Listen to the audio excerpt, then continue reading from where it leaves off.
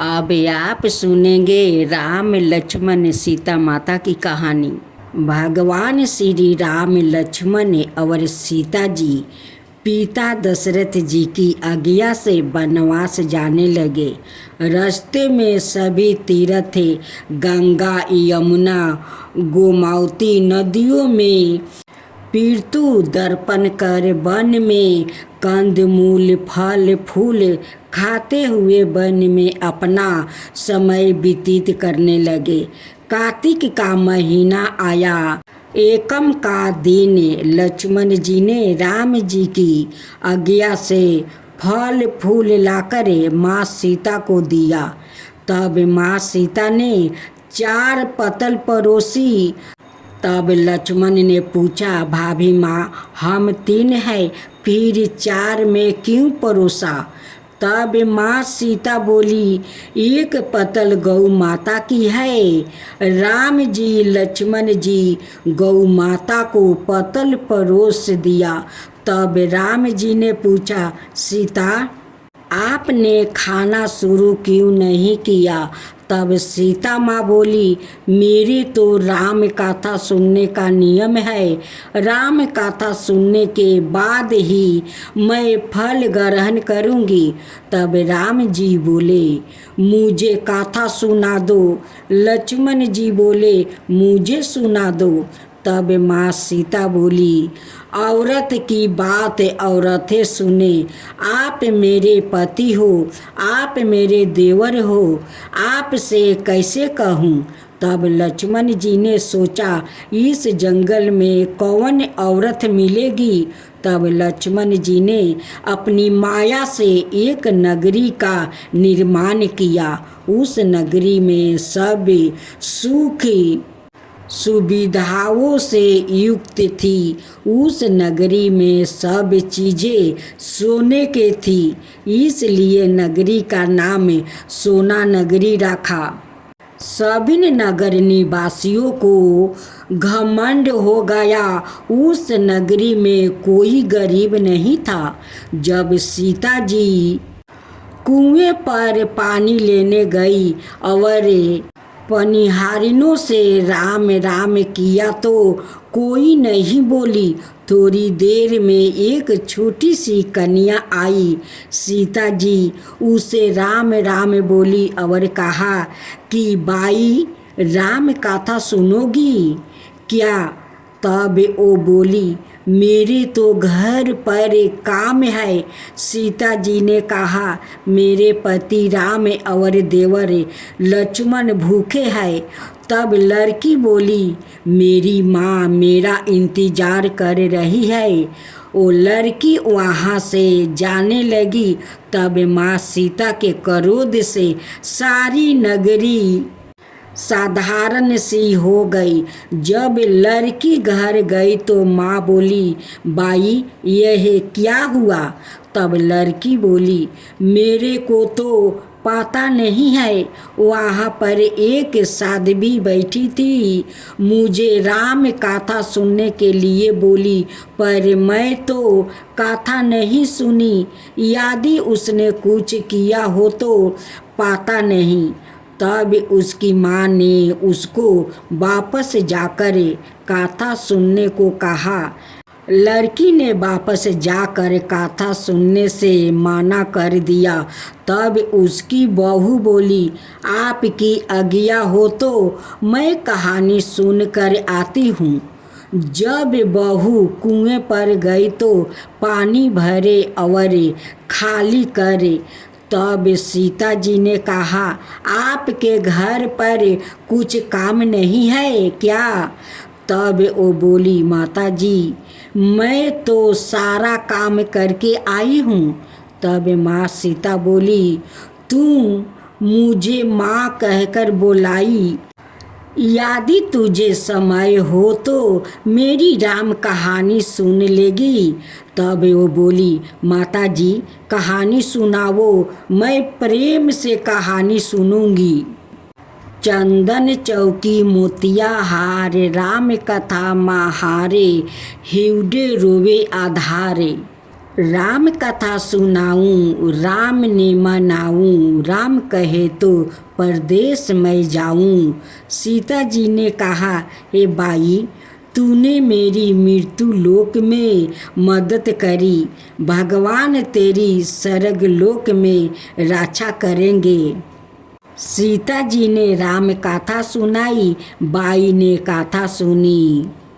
आबो राम बैठो राम, जल भर झरिया लाई राम, केलारी दतवन लाई राम, ठंडा जल भर लाई राम, संपाढ़ो पाधारो राम, झलकाए टोपी लाई राम, कहाँ की लंगी लाई राम, सौरन सिंहासन लाई राम, तापर आप बिराजो राम, झालर टिकरा लाई राम, शंख धवानी गराऊ राम, हिउडो हीरा शोभे राम, निरखता मन मोहे राम, चरण शरण में आई राम, शरण अपारी ले लो राम, माखन मिश्री लाई राम, माखन मिश्री अरोगो राम, दूध भर कटोरी लाई राम, सेवा चिरंजी परोसु राम,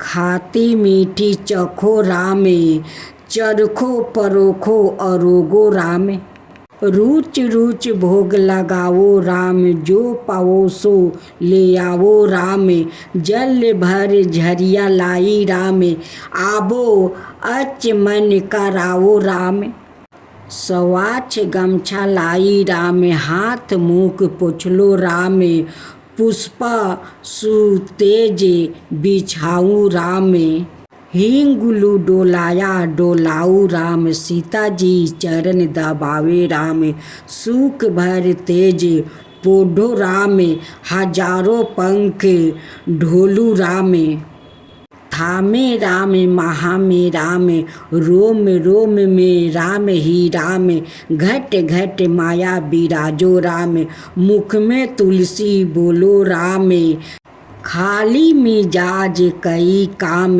जब बोलो जब राम ही राम, बोलो पंछी राम राम, पुण्य हवे मंगल काम। आज आप सुनेंगे कार्तिक माह में 8 बार की कथा। किसी गांव में एक माँ बेटा रहते थे और बहू भी साथ रहती थी। एक दिन सुबह माँ गंगा स्नान के लिए जा रही थी तो बहू से कह गई कि मेरे बेटे को सुबह रोटी दे देना। उसने कहा कि ठीक है, मैं दे दूंगी। सुबह बेटा उठा तो बोला कि माँ मुझे रोटी दो। यह सुनी उसकी पत्नी आई और बोली कि ना तो तुम्हारी माँ यहाँ है और ना ही रोटी, कुछ कमा कर लाओगे तो ही मैं रोटी दूंगी। वो बोला, भगवान मैं कमाना नहीं जानता हूँ। लेकिन बहू नहीं मानी। उसने कहा, अच्छा तुम 4 रोटी आम के अचार के साथ ही दे दो। बहू ने 4 रोटी बनाई और अपने पति को दे दिया। वो रोटी लेकर कुएं की पल पर आकर बैठ गया और भगवान को याद करने लगा। वो बोला, राम मैं कमाना नहीं जानता हूँ। भगवान उसकी बात सुनने ब्राह्मण का भेष बनाकर आया और कहने लगे कि तुम इतने उदास क्यों बैठे हो। वो बोला, मेरी पत्नी ने कहा है कि जब तुम कमाना जानोगे और कमा कर लाओगे तभी रोटी मिलेगी, लेकिन मैं कमाना नहीं जानता। भगवान बोले कि मैं भी कमाना नहीं जानता हूँ, लेकिन मैं 8 बरों का नाम जानता हूँ। इससे तुम्हारे घर अटूट भंडार भर जाएंगे। भगवान बोले कि तुम चावल के दाने ले लेना और पानी की घंटी लेना। जो बर्तन ढके हुए है उनका मुंह खोल देना। जो घर के बर्तन उल्टे पड़े हैं उन्हें सीधा कर देना। भगवान के रूप में ब्राह्मण ने कथा कही और उसने सुनी। रविवार, सोमवार, मंगलवार, बुधवार, बृहस्पतिवार, शुक्रवार, शनिवार 8 बरों का आसारा भरियो पीहर ससुरार। इसके बाद उसके घर में अटूट भंडार होते चले गए। घर पहुंचा तो उसकी पत्नी ने पूछा कि क्या लाए हो। उसने कहा कि 8 बरों का नाम लाया हूँ। पत्नी ने सोचा चलो कुछ तो लाया है। पति फिर बोला कि चावल के दाने और पानी की घंटी लाओ। औंधे मुंह पड़े हैं उन्हें सीधा कर, जो ढाके हैं उनका मुंह खोल दे। पति ने कही, पत्नी ने सुनी। रविवार, सोमवार, मंगलवार, बुधवार, बृहस्पतिवार, शुक्रवार, शनिवार 8 बरों का आसरा भरियो पीहर ससुरार और अटूट भंडार होते चले गए।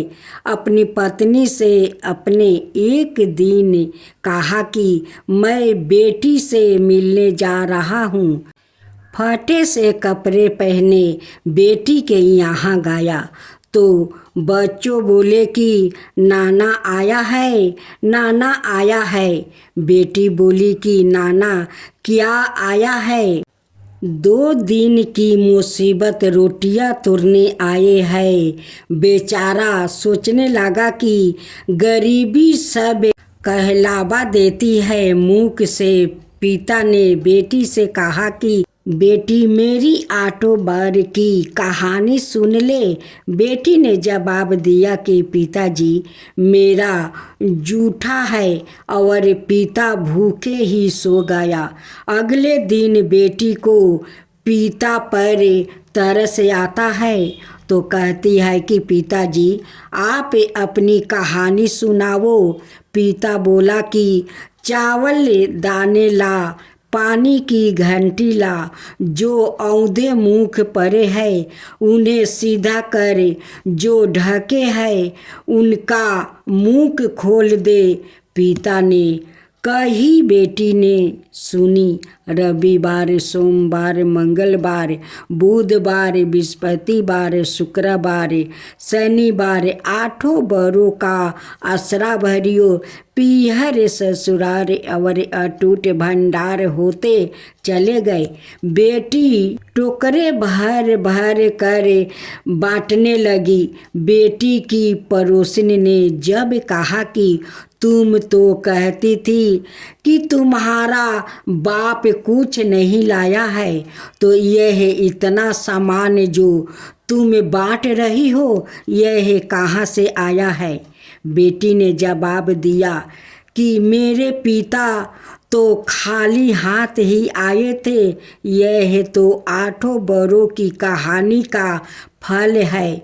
पड़ोसिन बोली कि अपने पिता को कहो कि वो हमें भी 8 बर की कहानी सुना दे। पिता ने कहा कि आज तो मेरा मुंह जूठा हो गया है, लेकिन कल मैं कहानी सुना दूंगा।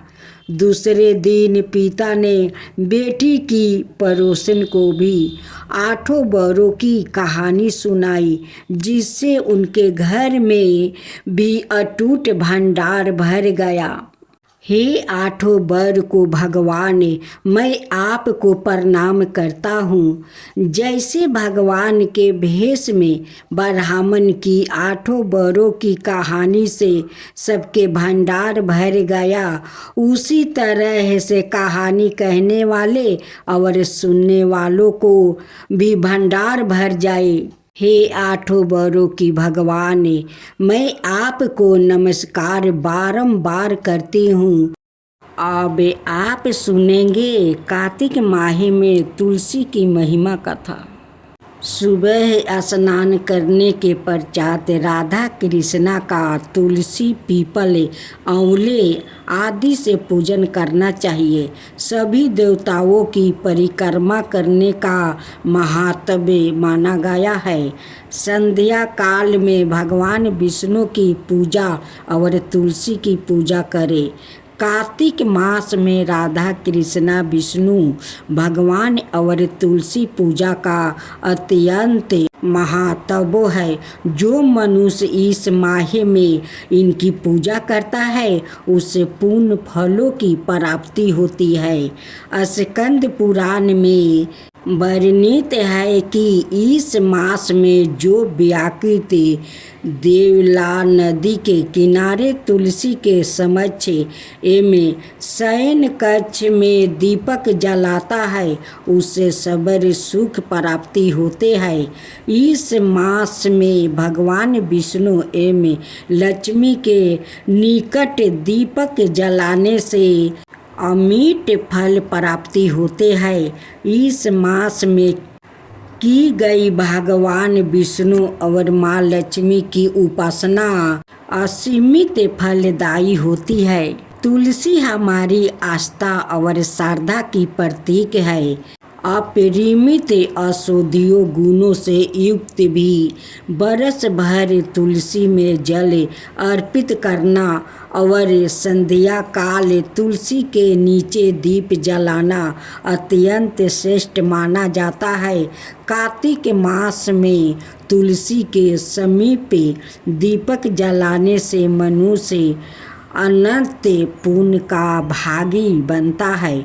इस मास में तुलसी के समीप दीपक जलाने से व्यक्ति को साक्षात लक्ष्मी की कृपा प्राप्ति होती है, क्योंकि तुलसी में साक्षात लक्ष्मी का निवास माना गया है।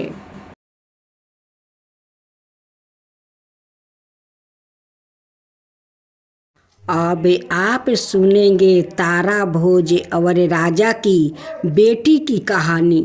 एक समय की बात है, एक राजा था, उसके एक बेटी थी।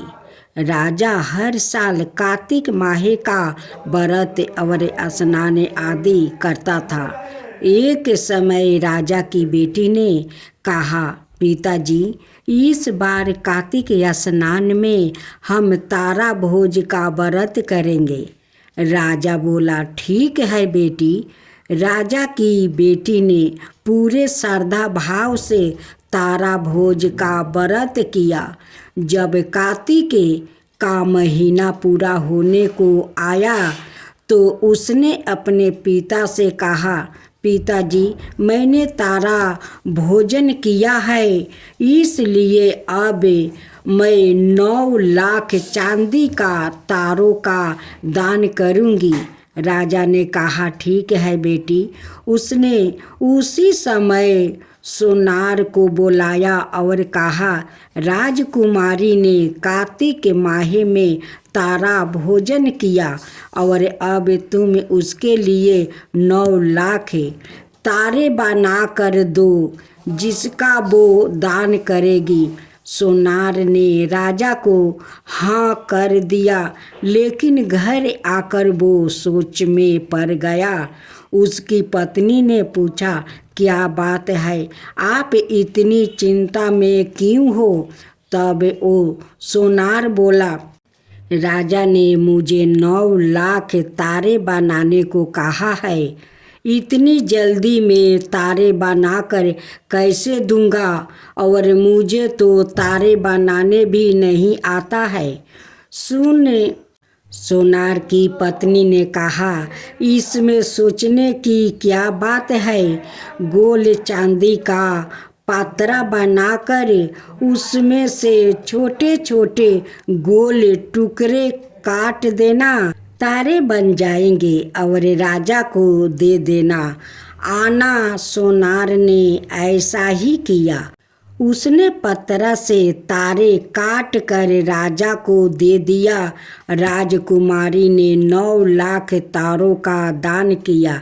ऐसा होते देख भगवान का सिंहासन डुलने लगा। भगवान हरि ने अपने दूतों से कहा, जाओ और जाकर देखो कौन धर्मात्मा मेरे नाम पर टीका हुआ है। दूतों ने पृथ्वी पर आकर देखा तो राजकुमारी चांदी के तारे दान कर रही थी। यह देख कर वो ठाकुर जी को जाकर बोले, प्रभु, राजा की लड़की नियम धर्म से तारा भोजन कर रही है। भगवान ने कहा, उसे मेरे विमान पर बैठा कर वैकुंठ लोक में ले आओ।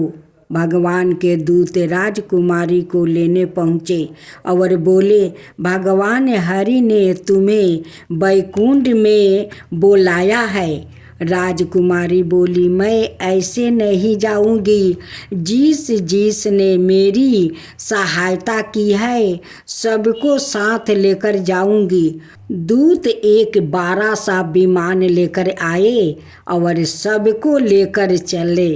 रास्ते में उस लड़की के मन में अभिमान हुआ कि मेरे तारा भोजन करने से सबको वैकुंठ लोक की प्राप्ति हो रही है। ऐसा अभिमान देख दूतों ने उसे विमान से नीचे उतार दिया और कहा, तुम्हें अभिमान हो गया है, इसलिए अब तुम यहीं पर रहो।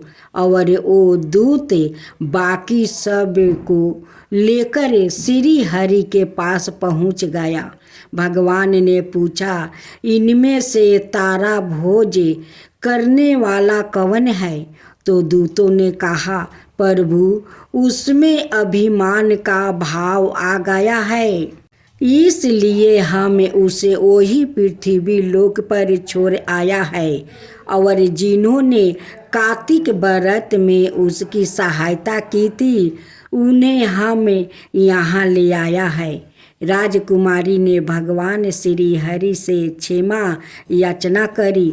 भगवान ने कहा, अभिमान के कारण तुम्हारे अच्छे कर्मों का फल निष्फल हो गया है। अब तुम फिर से श्रद्धापूर्वक तारा भोजन करो, कार्तिक स्नान करो, तब तुम्हें वैकुंठ की प्राप्ति होगी। अगले बरस उसने फिर से श्रद्धापूर्वक कार्तिक स्नान में तारा भोजन व्रत किया। भगवान के दूत आए और उसे लेकर वैकुंठ लोक को चले गए। श्री हरि विष्णु भगवान जैसे राजा की लड़की का साथ पहले किया वैसे ही किसी का साथ मत करना, और जैसे बाद में उस पर कृपा करी वैसे ही इस कहानी को कहते सुनते और हुंकार भरते सब पर कृपा करना। हे विष्णु भगवान, मैं आपको बारंबार प्रणाम करती हूँ।